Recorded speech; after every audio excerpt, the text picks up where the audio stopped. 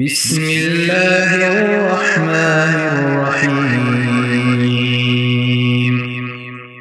يسبح لله ما في السماوات وما في الأرض الملك القدوس العزيز الحكيم هو الذي بعث في الأميين رسولا منهم يتلو عليهم آياته ويزكيهم ويعلمهم الكتاب والحكمة وإن كانوا من قبل لفي ضلال مبين وآخرين منهم لما يلحقوا بهم وهو العزيز الحكيم ذلك فضل الله يؤتيه من يشاء والله ذو الفضل العظيم مثل الذين حملوا التوراة ثم لم يحملوها كمثل الحمار يحمل أسفارا بئس مثل القوم الذين كذبوا بآيات الله والله لا يهدي القوم الظالمين قل يا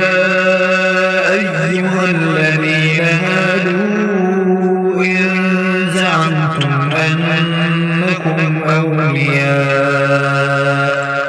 أنكم أولياء لله من دون الناس فتمنوا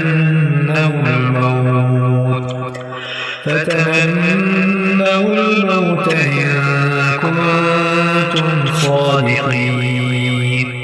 ولا يتمنونه أبدا بما قدمت أيديهم والله عليم بالظالمين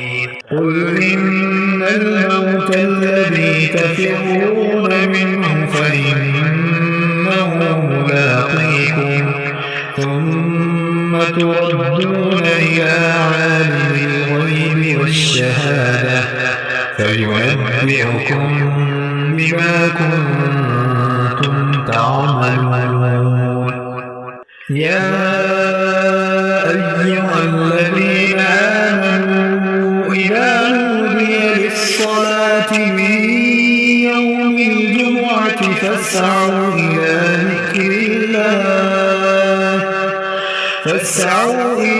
ذكر الله وذروا البيع ذلكم خير لكم إن كنتم تعلمون فإذا قضيت الصلاة فانتشروا في الأرض وابتغوا من فضل الله واذكروا الله كثيرا لعلكم تفلحون وإذا رأوا تجارة أو لهوا